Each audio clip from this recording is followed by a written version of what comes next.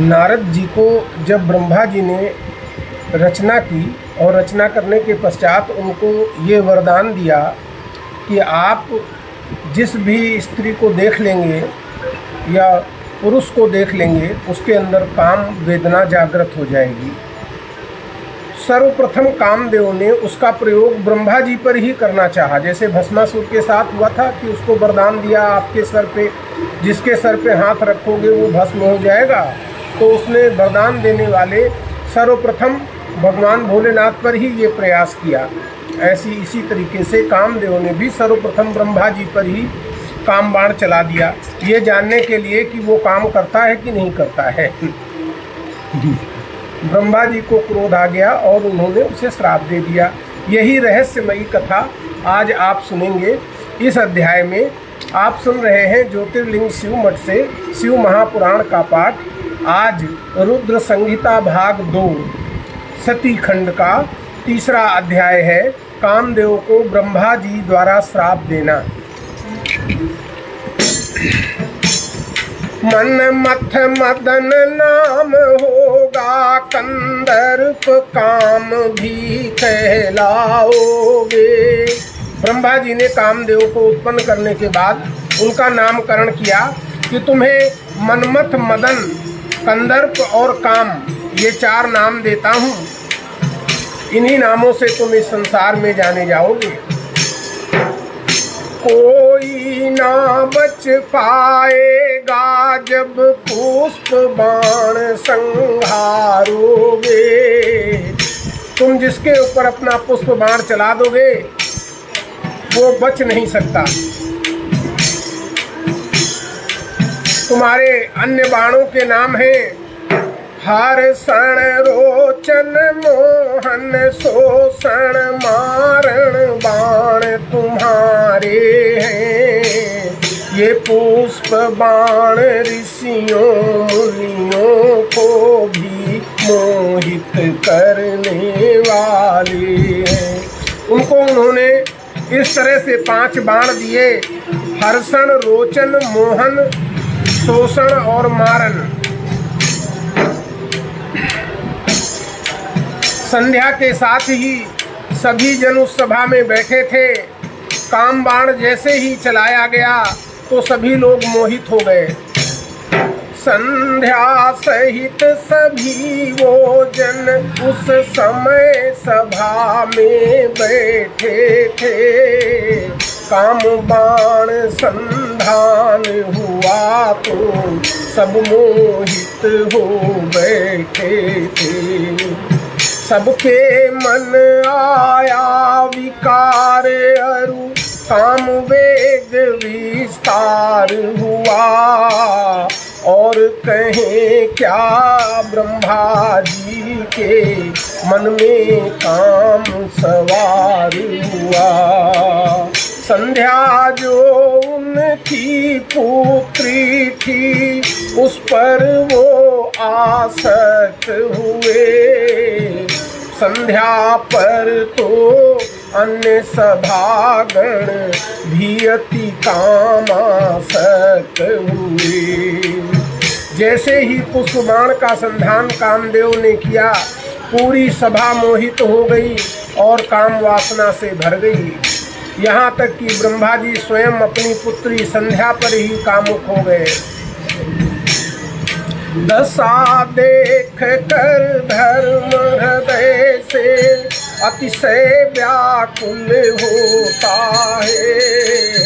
और त्रिलोकी नाथ शंभु का सुमिरन करने लगता है। धर्म यह दशा देखकर पूरी सभा कामासक्त हो गई है, अत्यधिक व्याकुल होता है और धर्म भगवान भोलेनाथ का स्मरण करने लगता है। शिव जी हंस कर बोले ब्रह्मा पुत्री पर आसक्त हुए। दक्ष मरीचि विकल हैं जो कि हरदम सदा विरत हुए। शिव जी ने हंसकर कहा, ब्रह्मा तुम अपनी पुत्री पर आसक्त हो गए हो। दक्ष और मरीच भी विकल हो गए, जो कि सदैव विरक्त जीवन जीने वाले थे। जिन देवों का मन स्त्री में हुआ सट रहेगा जो, कैसे उनसे शास्त्र समीक्षा मर्यादा की बातें हों। जो प्राणी इस तरह कामातुर हो जाएगा, वो कैसे शास्त्रों की मर्यादा की बातों का ज्ञान रखेगा। शिव के वचन सुने ब्रह्मा ने, तन से स्वेद निकलता है। उसी स्वेद से पितृगणों का जन्म जगत में होता है। शिव के वचन सुनकर ब्रह्मा जी को बहुत बुरा लगा। उनके शरीर से पसीना निकला और उसी से पितृगणों का जन्म हुआ। फिर पितृगणों के पसीने से एक कन्या उत्पन्न हुई, उसका नाम रति था, जिससे सभी पितृ सृष्टि प्रारंभ हो गई। पितृगणों के बाद स्वेद से एक कन्या उत्पन्न हुई, नाम रति था जिसका, जिससे पितृ सृष्टि आरंभ हुई। संध्या और रति को पितरों की माता कह सकते हैं। सारी सृष्टि पितृगण की इनसे उपजी कह सकते हैं। संध्या और रति को पितरों की माता कह सकते हैं। सारी सृष्टि इन्हीं पितृगणों से बनी है।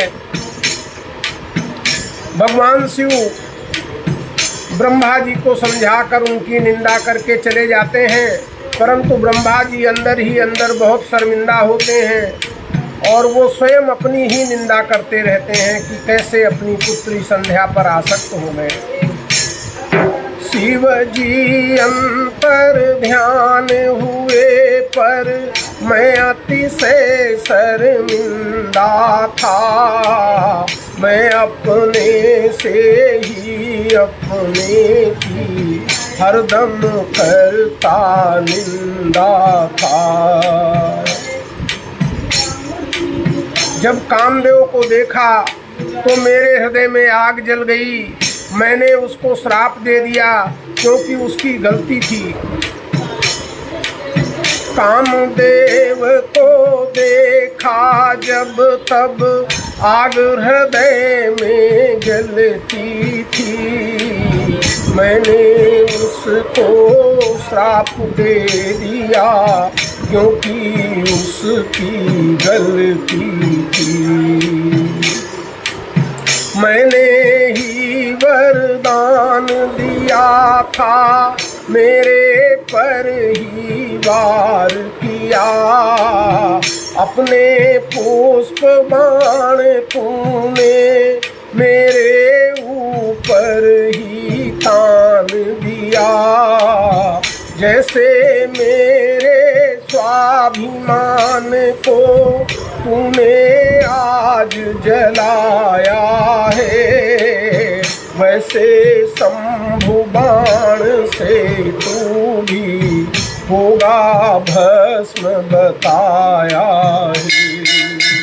तूने जिस तरह आज मेरे स्वाभिमान को जलाया है, वैसे ही भगवान शिव के बाण से एक दिन तू भी जलेगा।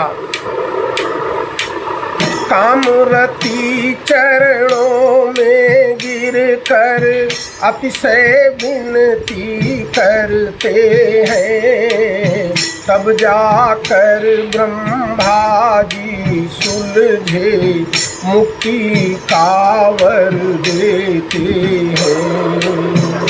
काम और रति दोनों भगवान ब्रह्मा के चरणों में गिरकर उनसे माफ़ी मांगते हैं, तब जाकर ब्रह्मा जी को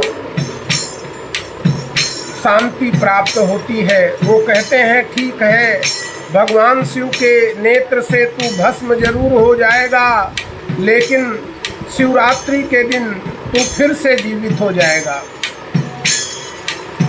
कहते हैं कि शिव अम्बक से भले भस्म तू हो जाएगा, लेकिन शिव विवाह के दिन तू फिर से जीवित हो जाएगा।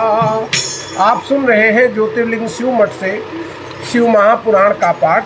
आज आपने रुद्र संहिता भाग 2 सती खंड का 3रा अध्याय सुना, जिसमें ब्रह्मा जी द्वारा किस प्रकार कामदेव को पहले वरदान दिया गया कि तुम जिसे देखोगे, जिस पर अपना बाण संहान करोगे, वो कामातुर हो जाएगा। तो तुरंत जांच करने के लिए ब्रह्मा जी ने वो बाण ब्रह्मा जी ने नहीं, कामदेव ने वो बाण ब्रह्मा जी पर चला दिया, जिसके कारण ब्रह्मा जी गुस्सा हो गए और उन्होंने उसको श्राप दिया कि जैसे तूने मुझे काम वेग में जलाया है, वैसे ही तू एक दिन शंकर जी के नेत्र की अग्नि से जल जाएगा।